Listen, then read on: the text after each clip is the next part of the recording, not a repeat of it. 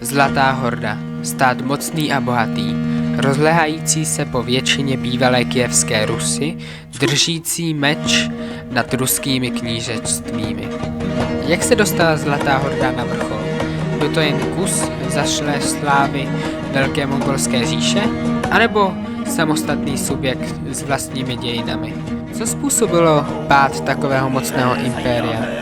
A kde se vůbec rozléhalo? To se dozvíte v dnešním videu. Říši založil roku 1242 jeden z vnuků Čingischána, chán Batú, po tažení do Evropy. Zpočátku Zlatá horda byla součástí mongolské veleříše, která kvůli její rozloze byla skoro neudržitelná. Kvůli bojům o nástupnictví se v roce 1960 zmenšily vazby mezi východem a západem mongolské říše. Načež chán Berke, bratr chána Batú, osamostatnil Zlatou hordu. Zlatá horda se rozpínala po obrovském území ve východní Evropě a střední Asii. Měla nadvládu nad většinou bývalých knížectvích Kyjevské Rusy. Zbytek knížectví, které si zanechala nějakou autonomii, musela platit daně. Hlavní město Saraj bylo vystavěno na jihovýchodě dnešního Ruska, poblíž místa, kde se Volha vlévá do Kaspického moře. Mongolové používali dobře vycvičenou jízdu, která byla lehce ozbrojená a disciplínovaná. Díky tomu porážela i středoevropské rytíře, kterým disciplínovanost chyběla. Většinou za sebou nechávala zpustošenou krajinu z důvodu zastrašení obyvatelstva.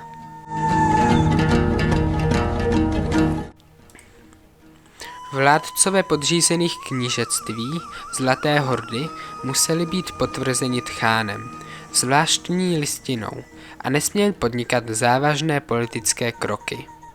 Roku 1257 vyslal chán Berke úředníky Baskaky, kteří dohlíželi na daně a odvody, a čísleníky, kteří dělali soupis obyvatelstva.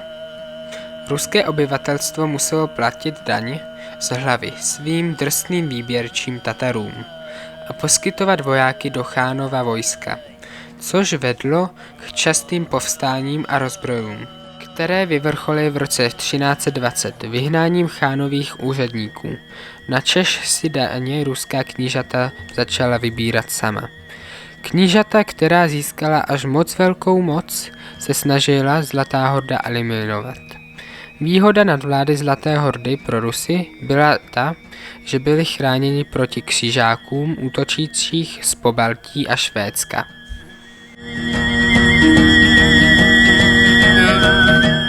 Bohatství Zlaté hordy záviselo na expanzi, ke které už nebyly možnosti.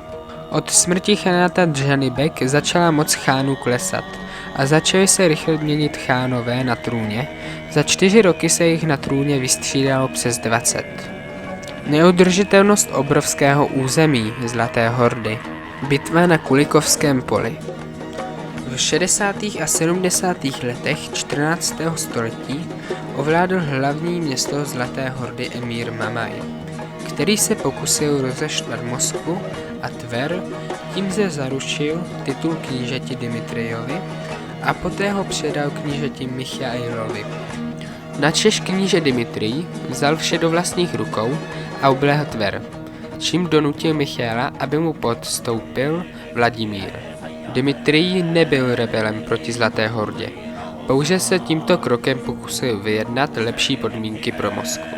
Ale Mamaj, který byl ohrožován svým novým konkurentem, Tochtamišem, potřeboval peníze, tak v roce 1380 požádal ještě o větší tribut. Mamaj předpokládal, že Dimitrij tribut odmítne a začal chystat armádu proti Moskvě. Dimitrij, nechtějící válku, se snažil na poslední chvíli peníze získat, ale když zjistil o chystaném pádu Mamaje, se rozhodl, že z té války udělá revoluci proti Zlaté hordě. Armáda složená Dimitrijem sčítala 30 000 členů, oproti armádě Mamaje sčítající 50 000 členů. Tento nepoměr sil způsobil to, že ze strachu stranou zůstaly města Tver, Novgorod a Suzdal. ovládaná Dimitriovým tchánem. Armády Dimitrie a Mamaje se střetly v roce 1380 na Kulikovském poli před zimou, kdy se běžně neválčí. Po dlouhém a krvavém boji zvítězil Dimitrij s 3novými ztrátami, čímž se zapsal do ruských učebnic jako hrdina, který zvítězil nad Zlatou hordou. Jenomže pravda je ta, že na Kulikovském poli Rusové dosáhli vítězství, nikoli však dramatického politického obratu. A Dimitrij se musel podvolit Tochamišovi, který po smrti Mamaje ovládl Zlatou hordu a se svou novou armádou vypálil Moskvu. Rusové byli pod nadvládou Zlaté hordy až do roku 1480, kdy se jim postavil na řece Ugra pravnuk Dimitrije Ivan III. Nový chán Tochamiš měl problémy na východě s Tameránem a po opakovaných porážkách byl roku 1395 zesazen. Příští chánové byli loutkami emíra Edigeje, Tameránova švagra, který si udržel moc i po jeho smrti. Tak Zlatá horda zůstala alespoň formálně jednotná do smrti Edigeje v roce 1419. Po jeho smrti se stát začal rozpadat na menší chanáty.